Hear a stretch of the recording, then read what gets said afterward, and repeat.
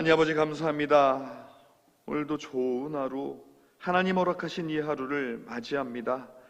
하나님 아버지, 언제나 저희들이 하나님 안에 있기에 우리들의 영혼이 평안하며 하나님 아버지의 약속의 말씀을 붙잡기에 오늘 이 하루도 하나님 아버지 앞에 나와 담대히 설 수 있습니다. 하나님 아버지, 오늘도 저희들 이 예배 자리에 서게 하셨사오니 하나님 말씀 묵상하며 그 말씀 마음에 품고 오늘 하루 하나님의 뜻을 행하며 하나님의 나라를 향하여 우리 모두 함께 걸어가는 귀한 우리 모두가 될 수 있도록 인도하여 주시옵소서. 오늘도 저희들과 함께 하실 주님께 감사드리며 예수님의 이름으로 기도했습니다. 아멘. 예, 우리 오늘 말씀은 시편 1편 1절로 6절 말씀입니다. 시편 1편 1절로 6절 말씀입니다. 우리 한 절씩 교독하도록 하시겠습니다. 제가 먼저 한 절 읽겠습니다.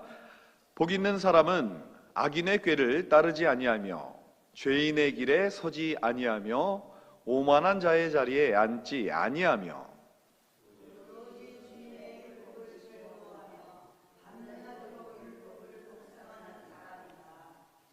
그는 시냇가에 심은 나무가 철 따라 열매를 맺으며 그 잎이 시들지 아니함 같으니 하는 일마다 잘 될 것이다.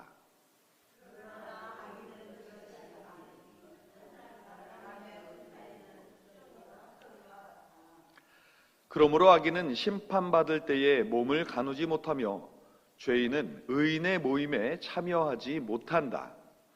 그렇다. 의인의 길은 주님께서 인정하시지만 악인의 길은 망할 것이다. 아멘. 네, 오늘 말씀은 두 개의 길이라는 제목을 가지고 말씀을 전하도록 하겠습니다. 제가 원래 워낙 기억력이 좋지가 않아서 이게 성경 말씀을 잘 기억을 못하는데 제가 유일하게 기억하는 그 몇 가지 말씀 중에 첫 번째로는 창세기 1장 1절, 그죠? 태초에 하나님이 천지를 창조하시니라.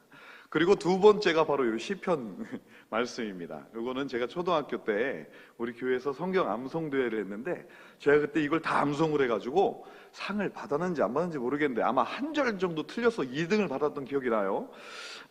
그런데 요즘에 이게 세번역으로 읽다 보니까 이게 또 세번역으로 이렇게 다시 하려는 것도 안 돼요. 옛날에 개역 성경, 그죠?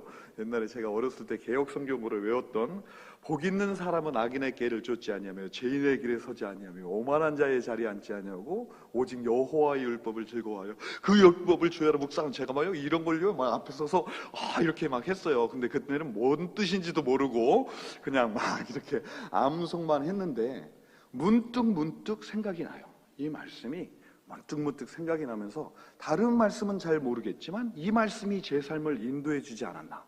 인생의 두 가지. 그러니까 제가 자랄 때마다 이 말씀이 다르게 느껴지는 겁니다. 이해도 폭도 넓어지고 점점 달라져요. 그래서 너무나도 감사하다 그런 생각을 이제 합니다.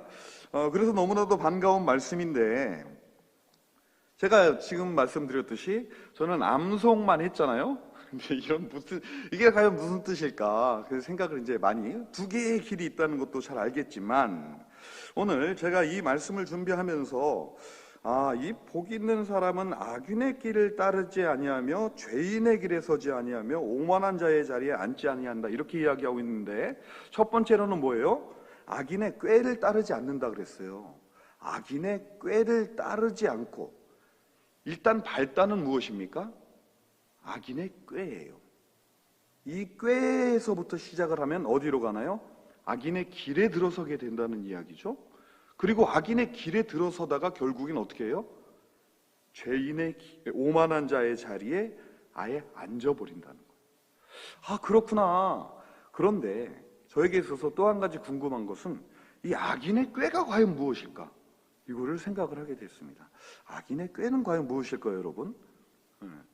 자, 그러면서 이렇게 이 성경 이 기쁨의 언덕이 굉장히 좋습니다. 제가 이 기쁨의 언덕 이 책을 딱 이렇게 보니까 시편에 대해서 우리 16페이지부터 19페이지까지 시편에 대해서 너무나도 정리가 잘 돼 있어요. 이렇게 정리를 잘 해가지고 제가 더 이상 설명드릴 말씀은 없지만 제가 이 중에서도 가장 제 마음에 남았던 것은 무엇이냐면 시편은 누가 썼으며 이 주제가 무엇인가 그런 이야기를 이제 하고 있는데, 시편은요 모세의 시부터 해가지고 헤만이나 에단, 그죠? 그러니까 그 중간에 다윗, 솔로몬, 그다음에 뭐 고라 자손들, 아삽, 이렇게 해서 시대적으로 쭉 돼 있는 거예요. 말하자면 성경이 기록된 모세가 약 한 1400년도 정도부터 한다고 한다면 다윗은 1000년도 정도잖아요. 그리고 그 자손들, 이것을 나중에 에스라와 느헤미야가 정리했다고 해요. 그러면 그 가운데 벌어졌던 일들 가운데 가장 중요한 이야기들을 기록을 해놨는데, 그 이야기들 가운데서 제가 이제 그 다음을 딱 보니까 이강 목사님의 아침 묵상 하면서 이렇게 기록을 하고 있어요. 묵상은 생각의 훈련입니다 라고 기록을 하고 있습니다. 그러니까 이 이강 목사님이 여기서 이제 뭐 본인이 깨달았던 이야기를 이제 쭉 하시는데, 무슨 얘기냐면 이제 읽어보시면 아시겠지만 미국 이민 생활을 오셔서 굉장히 힘들었는데 우리 빌립보서 2장 13절 말씀을 보고 굉장히 눈이 열리는 그런 기쁨을 얻었다 그래요. 그러면서 이것을 가지고 본인이 그렇다면 하나님이, 이게 뭐예요? 너희 안에서 행하시는 이는 하나님이시니 자기의 기쁘신 뜻을 위하여 너희에게 소원을 두고 행하게 하시나니 라고 하면서 이 소원에 대해서 자기가 생각을 하게 됐다는 거예요. 하나님이 기뻐하시는 소원이 무엇일까? 그런 생각을 하면서 이 묵상이라는 것은 생각의 훈련입니다 라는 이야기를 한 것을 제가 딱 읽으면서 이 시편이라고 하는 것은 이 시를 기록한 사람들의 뭐라는 거예요? 이 생각의 흐름이다 라는 것을 제가 발견하게 되었습니다. 그러면서 앞으로 이 시편을 제가 묵상하게 될 때, 그전에는 그냥 뭐 좋은 얘기가 많네, 이렇게도 찬양을 하는구나 라고 생각을 했지만, 지금부터는 무엇을 제가 시편을 보면서 생각을 하게 됐냐면, 이 사람들이 생각하는 생각의 방향은 과연 무엇일까? 어려운 일을 당할 때에 이들은 어떤 방향으로 생각을 했길래 그것을 이겨낼 수 있는 결론에 도달할 수 있었을까? 보니까 이 시편을 그 다음부터 이렇게 쫙 보니까 이게 쫙 보이기 시작하는 거예요. 그죠? 다윗이나 솔로몬이나 모세가 겪었던 자기 삶 가운데, 자기가 직면한 문제 가운데 이것을 하나님이 주셨던, 그들이 묵상하는 생각의 방향으로 길을 찾아갔더니 어떻게 됐다는 거예요? 그것을 이길 수 있는 길을 얻었다는 겁니다. 이게 시편이었구나. 그것을 싹 정리한 사람이 이것을 그래서 이렇게 기록을 하고 정리를 해놨구나라는 생각이 들게 되었습니다. 그러면서 이 시편 1편에 이 복이 있는 사람이라고 딱 이야기하면서, 그렇다면 이 악인의 꾀라는 것은 무엇일까라는 것을 생각을 하는데, 이 기쁨의 언덕이 정말 놀랍게도 1장과 2장을 같이 기록을 하고 있어요. 그러면서 제가 2장을 딱 보니까요, 2장이 뭐라고 기록이 되어 있냐면 이렇게 기록하고 있습니다. 2장 1절에 어찌하여 문나라가 술렁거리며 어찌하여 문민족이 헛된 일을 꾸미는가? 어찌하여 세상의 임금들이 전선을 펼치고 어찌하여 통치자들이 음모를 함께 꾸며 주님을 거역하고 주님과 그의 기름 부음 받은 이를 거역하면서 이르기를 이 족쇄를 벗어 던지자, 이 사슬을 끊어버리자 하는가? 제가 이것을 보면서 악인의 꾀가 무엇인지를 깨달았습니다. 악인의 꾀는 뭐예요? 이 사람들이, 임금들이 이제 모입니다. 모여서 술렁술렁 하면서 전선을 펼쳐요. 전선을 쫙 짭니다. 그리고 음모를 막 꾸미기 시작합니다. 그런데 그 음모를 꾸미는 것이 무엇이에요? 주님을 거역하고 주님과 그의 기름 부음 받은 이를 거역하면서 이렇게 생각한다는 거예요. 뭐라고 생각하냐면 이 족쇄를 벗어 던지자, 이 사슬을 끊어버리자, 이렇게 이야기한다는 거예요. 이게 뭐예요? 하나님의 통치하심 가운데 자기들은 그것을 뭐라고 생각하는 거냐면 그것을 족쇄라고 생각한다는 거예요. 악인의 꾀가 뭡니까? 악인의 꾀는 하나님의 틀에서 벗어나려고 하는 자들의 생각이었구나. 제가 이것을 알게 되었습니다. 다시 한번 이것을 이게 1장과 2장이 연결이 되는 거였구나. 이것을 제가 보면서, 그렇다면 하나님은 무슨 생각을 하고 계시는가? 하늘 보좌에 앉으신 이가 웃으신다. 이게 무슨 얘기예요? 사람들의 생각들을 보시면서 그런 생각을 하고 있다니 참 안타깝다. 웃으신다는 얘기죠. 내 주님께서 그들을 비웃으신다. 그러면서 마침내 주님께서 분을 내고 진노하셔서 그들에게 호령하며 이르시기를, 내가 나의 거룩한 산 시온에 나의 왕을 세웠다 하신다. 이게 무슨 얘기예요? 하나님의 뜻을 따르는 자들이 없으니까 하나님께서 하나님의 사람 한 사람을 세웠다는 이야기죠. 그 사람을 보며 우리들은 하나님을 따르는 자, 이 세상에서 진짜 생명을 따라 살아가는 자의 삶이 무엇인지를 알 수 있게 하셨다. 하나님이 그 이야기를 하시는 거죠. 자, 제가 이렇게 생각하면서 우리 예수님이 딱 떠올랐어요. 그죠? 우리 예수님이 딱 떠오르면서, 그렇다면 오늘 이 시편 1장 1절과 2절에서 말하고자 하는 것이 무엇인가? 그죠? 다시 한번 1절과 2절을 한번 읽어볼게요. 복 있는 사람은 악인의 길을 따르지 아니하며, 즉 아까 말했던 그런 사람들의 이야기를 따르지 아니하며, 죄인의 길에 서지 아니하며, 오만한 자의 자리에 앉지 아니하며, 그 다음에 뭐 어떻게 합니까? 오로지 주님의 율법을 즐거워하며 밤낮으로 율법을 묵상하는 사람이다 라고 기록하고 있습니다. 하나님께서 우리들에게 율법을 주실 때에는 그 율법이 무엇을 가져다 주기 때문에 주셨나요? 하나님께서 그 율법을 마치 족쇄처럼 내 옆에 이렇게 묶어두기 위해서 그렇게 하나님이 율법을 주셨나요? 그건 아니죠. 하나님은 무엇을 주기 원하십니까? 하나님처럼 우리 하나님의 형상대로 만든 사람들이 영원한 생명을 얻기 원하십니다. 영원한 생명. 하나님의 목적은 오직 그거 하나입니다. 어떻게 하면 이 사람들이 생명의 길을 찾을 수 있을까? 이것이 바로 하나님의 가장 큰 목적이죠. 그래서 그 율법을 주시면서 생명을 살리는 길은 바로 이것이다라고 알려주는 것이죠. 이게 바로 하나님의 뜻입니다. 그래서 복 있는 사람은 어떻게 해야 됩니까? 그 율법을 즐거워하는 겁니다. 이 길만이 내가 살 길이구나. 내가 이 길만이 우리 모든 사람이 같이 살 수 있는 길이구나.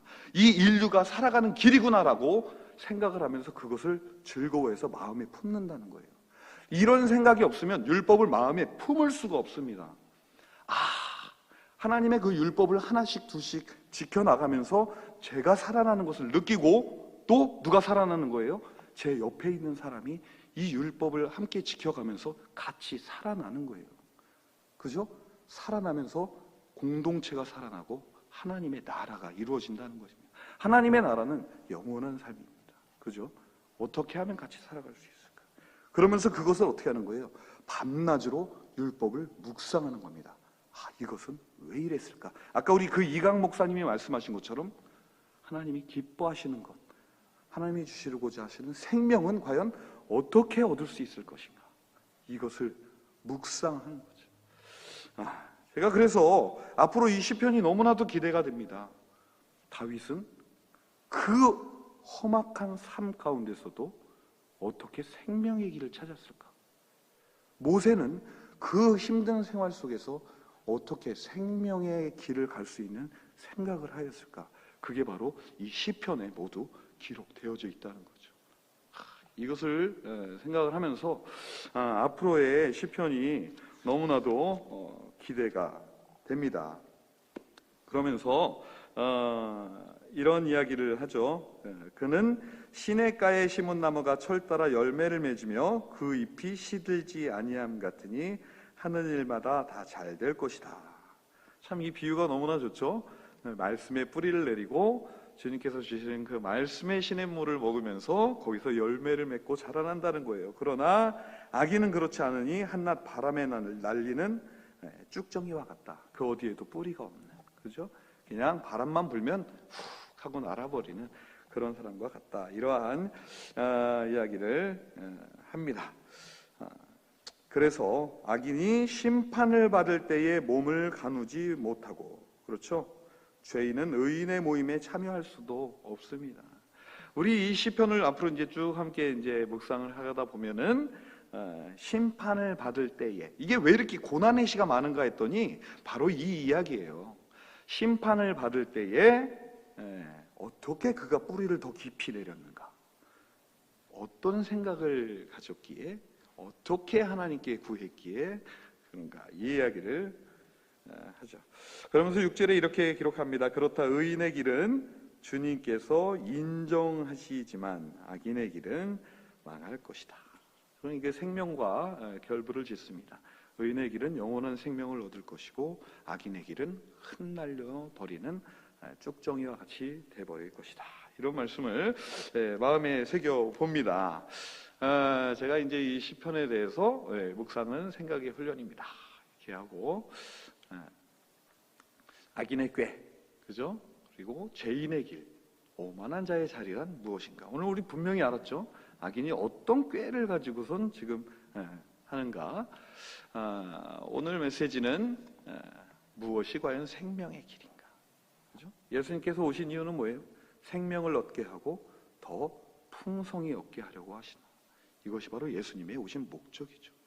우리에게 자신의 생명을 주시며 또한 천국 복음을 전파하시면서 생명을 주시는 것입니다. 우리는 오늘 시냇가에 심은 나무인지 아니면 바람에 나는 겨와 같은 사람인지, 하나님의 통치 율법을 따라 생각하며 그것을 주야로 묵상하는 자인지, 아니면 주님과 그 기름 부으신 자를 거역하는 자인지, 오늘 시편 1편은 이 이야기를 하면서 우리들에게 도전을 주고 있습니다. 앞으로 우리 시편 1편, 이게 한 5권으로 되어 있잖아요. 1권과 2권을 우리가 72편까지인가요? 그것을 이번 달에 묵상하게 될 텐데, 이 5월 한 달이 어려움과 고난을 이겨낸 우리 선진들의 생각을 배울 수 있는 귀한 한 달이 되었으면 좋겠습니다.